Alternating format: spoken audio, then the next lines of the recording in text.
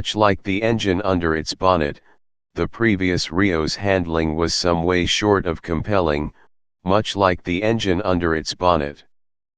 This would be less of a problem if the car didn't necessarily rub shoulders with some standout Super Mini specimens, but this Kia's Ford Fiesta, Mini Cooper, and Mazda 2 rivals provide concrete evidence of the sporty and engaging dynamic compromise that can be successfully struck in a Super Mini.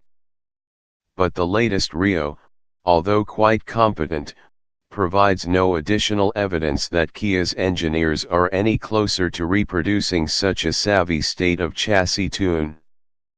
Instead, they have persisted with a comfort-biased approach and produced a car that is easy to use, inoffensive and ultimately not very memorable. The Rio's soft-edged attitude to ride quality, bolstered by plenty of tire sidewall, results in the sort of genial progress that successfully deals with all but the nastiest intrusions.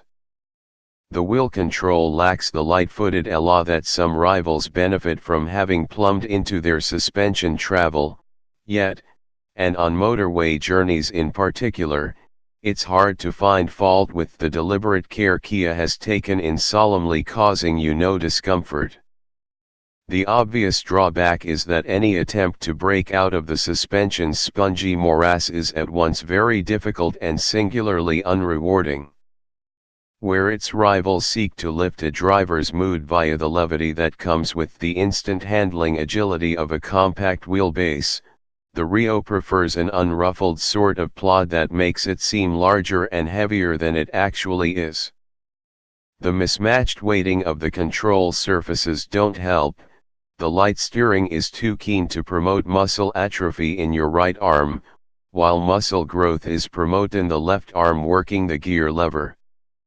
The clutch pedal is a shade heavier than it ought to be, too, and the result is a mild unevenness to the driving experience.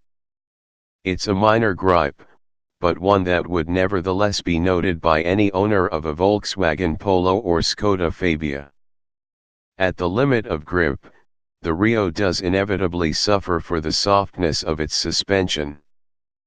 Placed under the microscope of the endless gradient changes of the Alpine Hill route at Millbrook, the car occasionally feels a mite underdamped, either failing to settle properly after crests or else not hunkering down in the flat-bodied way that one of its more purposeful rivals might. Off-camber corners also tend to unsettle the slightly blunt-feeling front end, which lacks both the precision and purchase generated by some, a facet hardly helped by the steering's failure to find any weight at speed. There is also a tendency for the ABS to fire a little earlier than is realistically required.